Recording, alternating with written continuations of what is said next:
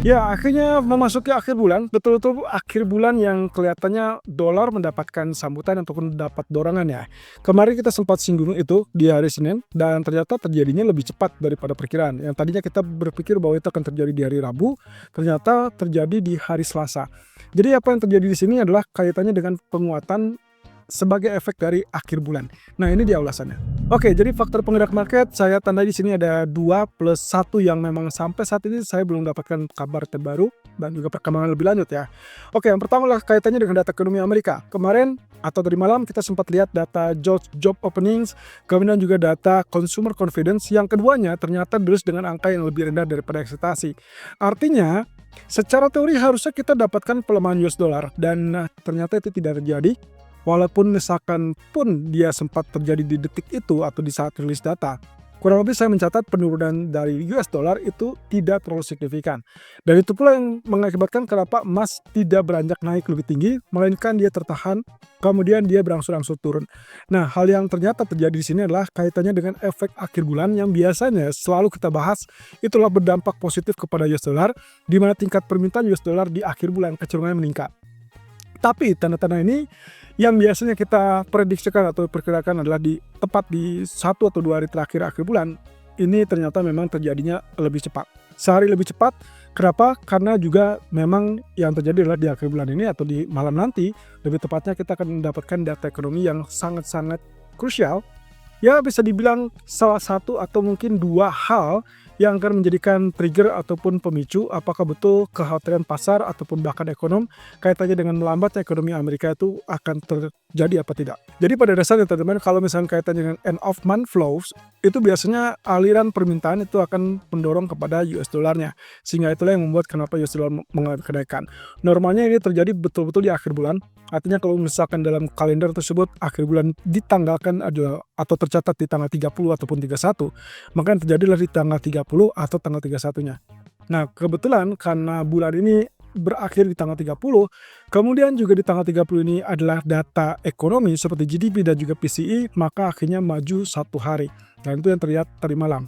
Nah, tapi bukan berarti nanti malam tidak terjadi juga, karena bisa saja after data sampai jam 21.00, setelah itu mungkin kita akan lihat dampaknya, karena biasanya terjadi di saat penutupan sesi London di jam 10 atau 11 malam. Jadi kita harus hati-hati juga. Tapi kalau misalkan ternyata data ini sangat mempengaruhi dan sangat besar pengaruhnya, lalu kemudian merubah sentimen market, maka mungkin bisa diabaikan untuk dampak nanti malam dari efek akhir bulan tersebut. Nah, poin utama yang selalu ditunggu adalah negosiasi Amerika dan China, yang sampai saat ini saya pribadi tidak pernah melihat ataupun tidak mendapatkan update lebih lanjut kaitannya dengan rencana ataupun desakan mereka. Sepertinya mungkin agak mulai goyah atau mungkin mulai bosan ya dengan penyanggahan dari pihak China. Walaupun 1 atau 2 hari yang lalu kita sempat mendapatkan statement ataupun pernyataan dari Scott Bessent, Menteri Keuangan Amerika, yang mengatakan bahwa mereka pernah bertemu di pertemuan IMF tapi tidak membahas tarif. Nah, jadinya kecenderungan untuk masalah kebijakan lainnya ataupun negosiasi itu diserahkan tergantung kepada China. Apakah mereka memang menginginkan untuk melonggarkan ketegangan ini?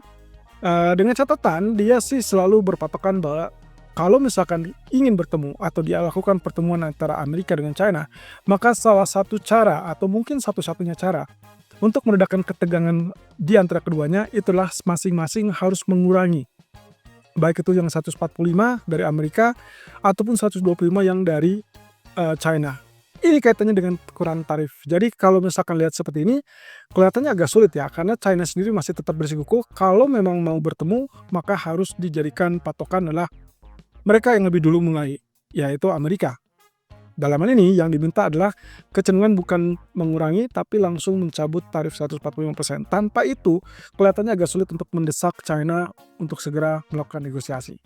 Oke, berarti ketidakpastian ya. Nah, sekarang yang juga kita dapatkan tadi malam, itu adalah kondisi atau pengumuman dari Amerika kaitannya dengan penurunan tarif otomotif, atau kita sebutnya mungkin bukan penurunan ya, lebih kepada adjustment, dan diskon-diskon yang akan terjadi itu hanya kepada semua mobil yang dirakit di Amerika dan memiliki 85% komponen dalam negeri. Jadi selain itu kelihatannya agak sulit ya, dan itu berarti yang mendorong kenapa pabrikan-pabrikan mobil kelihatannya masih bingung, masih dilematis.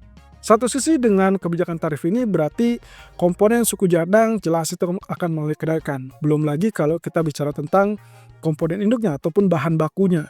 Nah, ini yang akan menjadi tanda tanya besar. Apakah dengan kebijakan tarif tersebut akan mendorong minat ataupun tingkat pembelian mobil atau tidak? Nah, satu sisi ya memang dari Lutnick atau Howard Lutnick ya, Menteri Perdagangan Amerika mengatakan kalau misalkan mobil itu dirakit di Amerika, ya maka kemungkinan mereka bisa dibebaskan dari tarif. Nah, ini yang menjadi tanda tanya besar karena aturannya secara detail mungkin agak rumit ya, agak kompleks, dan ini yang membuat kenapa pasar terutama pabrikan dari mobil itu kelihatannya tidak terlalu antusias menyambut pengumuman tersebut. Bahkan Anda bisa lihat situ saham atau indeks saham utama Amerika, kalaupun kita lihat penutupannya bullish ataupun naik, kelihatannya range-nya tidak terlalu banyak berubah. Jadi mau tidak mau semua market akan menunggu data ekonomi atau hubungan AS dan China.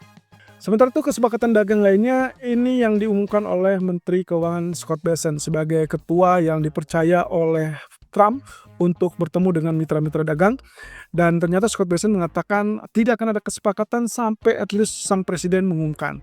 Nah, pasalnya di sini yang akan terjadi ke depan adalah 18 pertemuan ataupun 18 negosiasi, dan kata Bessent itu harus ditandatangani oleh Trump. Kalau misalkan tidak disepakati oleh Trump ya otomatis itu tidak akan terjadi. Tapi kalau misalkan disepakati, ditandatangani, berarti itu akan direalisasikan. Nah, masalahnya menurut para ekonom ataupun bahkan para pengamat menilai kemungkinan perubahan-perubahan yang terjadi pun kelihatannya ini masih tetap diragukan atau tanda tanya besar. Jadi posisinya adalah kita masih tetap dalam faktor ketidakpastian ini, sehingga mengharuskan kita untuk sedikit mengalihkan fokus kita, karena nanti malam mulai data yang besar, GDP dan ADP, kemudian juga data PCE ya. Jadi ada 3 data besar yang mungkin kita akan menjadikan itu rujukan ke depannya. Apalagi sampai hari Jumat kita akan berhadapan dengan non-farm payroll. Jadi saya rasa bisa saja kita akan mengabaikan sedikit kaitannya dengan perkembangan perang dagang, karena itulah yang membuat kenapa pasar cenderung tidak bergairah tadi malam. Termasuk saya lihat dari pergerakan emas yang relatif datar ya, atau relatif terbatas.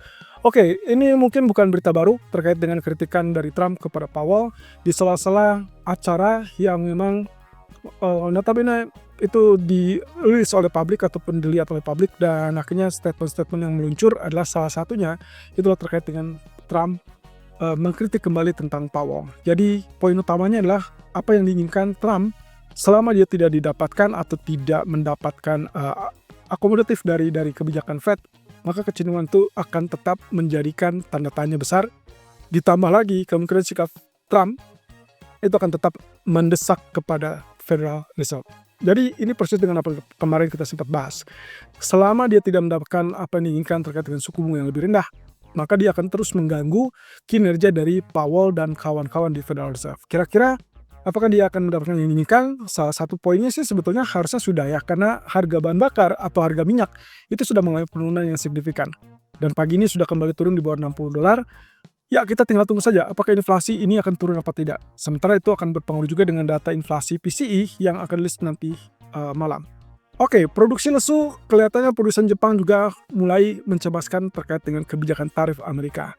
Satu sisi kalau kita lihat dari data industrial production tadi pagi, rilis angkanya minus 1,1%. Ternyata angka ini jauh lebih rendah daripada bulan sebelumnya yang ada 2,3%. Ya, otomatis dengan data yang relatif lebih rendah menunjukkan produksi industri ataupun industri produksi yang ada di Jepang ini kelihatannya sudah mulai bermasalah atau mulai muncul benih-benih permasalahan, dan itu mungkin akan panjang ceritanya nantinya ya kalau misalkan ternyata ini tidak segera ditanggulangi. Nah, lucunya walaupun terjadi kelesuan seperti ini, ternyata tidak didapati laporan ataupun bahkan ya bisa dibilang terkait dengan catatan-catatan bahwa mereka melakukan perubahan untuk mengantisipasi tarif. Jadi kelihatannya ini pun kalau dibilang lesu ya harusnya mereka bertindak, mereka mengantisipasi supaya tidak terkendala oleh tarif yang akan diberlakukan nanti. Untuk Jepang sendiri, menurut catatan saya, Howard Lutnick dan juga Menteri Keuangan Scott Bessent mengatakan bahwa negosiasi Amerika dengan Jepang itu hampir rampung. Nah, saya tidak tahu apakah rampung ini dengan kalimat yang berarti mengesankan bahwa kedua pihak setuju atau Jepang justru ditekan oleh Amerika. Karena mau tidak mau, Trump menginginkan pabrikan ataupun ya industri otomotif itu membangun pabrik di sana supaya terhindar dari pajak. Kira-kira apakah Jepang akan merelakan? sepertinya agak sulit ya, tapi kita akan lihat. Nah, terkait dengan BOJ meeting yang akan terjadi besok, kita mungkin akan mengharapkan suku bunganya tidak akan berubah, jadi ini juga yang mungkin akan menjadikan arahan kepada ekonomi yang lebih baik. Tapi at least yang kita butuhkan adalah statement dari Katsuo Ueda, sang gubernur, apakah akan terjadi kesepakatan untuk menaikkan lebih lanjut apa tidak, dan kira-kira kapan? Karena sampai saat ini pasar menunggu kabar baik ataupun bahkan ketegasan dari bank sentral. Oke, ekonomi kalender untuk hari ini. Kita sudah lihat tadi pagi data dari Australian dollar ya, atau dari Aussie, CPI relatif lebih tinggi. Kemudian kalau kita lihat dari China, manufacturer dan juga non-manufacturer itu ternyata relatif lebih rendah. Itu sebabnya kenapa Hang Seng sempat turun ya, sempat turun sampai 21.700-an, tapi ya arealnya masih tetap sama dengan apa yang kita bicarakan dari sejak minggu lalu. Artinya tidak banyak perubahan juga, dan kecil ketidakpastian yang masih tetap membelenggu, tapi juga ada harapan terkait dengan stimulus. Nah, sebetulnya data yang ini, kalau kita lihat dengan data negatif ataupun data yang relatif lebih lemah, sebetulnya ada dua aspek, teman-teman. Yang pertama mungkin kita bicara tentang kemungkinan terburuk adalah ekonomi China itu sedang lesu atau sedang lemah. Tapi yang kedua, mungkin dampak dari data yang relatif lemah ini akan memberikan indikasi supaya pemerintah, dalam ini adalah pemerintah China, lalu kemudian bank sentral, kemungkinan harus melakukan pelonggaran kebijakan lebih lanjut. Jadi ini kaitannya dengan kebijakan suku bunga dari PBOC atau mungkin juga kaitannya dengan kebijakan fiskal dari pemerintah China. Nah, kita akan lihat di situ apakah akan muncul realisasi terkait dengan stimulusnya apa tidak. Karena di satu sisi ini juga sebagai dampak atau yang dikhawatirkan sebagai dampak dari kebijakan tarif Amerika. Oke, retail sales dari Jerman sudah lulus, kemudian kita akan fokus dengan Jerman GDP dan juga Euro PM GDP dan inflasi dari Jerman. Oke, semua data ini akan muncul di jam 3 sore. Kalau misalkan data-datanya bagus, ya otomatis kita akan lihat Euro harusnya akan mengalami kenaikan, tapi kalau misalkan datanya relatif lebih lemah, ya berarti kita akan lihat itu perlambatan ekonomi yang memberikan indikasi menekan kepada mata uang. Nah, sementara kalau kita lihat nanti malam, fokus utama yang pertama dari ADP implement diperkirakan turun dari 155 menjadi 114. Kemudian GDP juga diperkirakan turun. Yang cukup menegangkan adalah di sini angkanya nggak kira-kira ya, turunnya dari 2,4 menjadi 0,2. Bahkan rumornya itu bisa muncul minus mungkin 1, ya. Kalau itu terjadi, apa yang akan terjadi? Maka yang akan terjadi respon market seketika itulah pelemahan US dollar, teman-teman. Jadi kalau misalkan GDP-nya ternyata negatif atau minus, ini berarti kan memberikan indikasi bahwa kekhawatiran terkait dengan resesi itu semakin nyata. Walaupun kita belum bisa menyimpulkan cuma dari satu GDP ya, karena kita masih butuh 2 kuartal berturut-turut data GDP.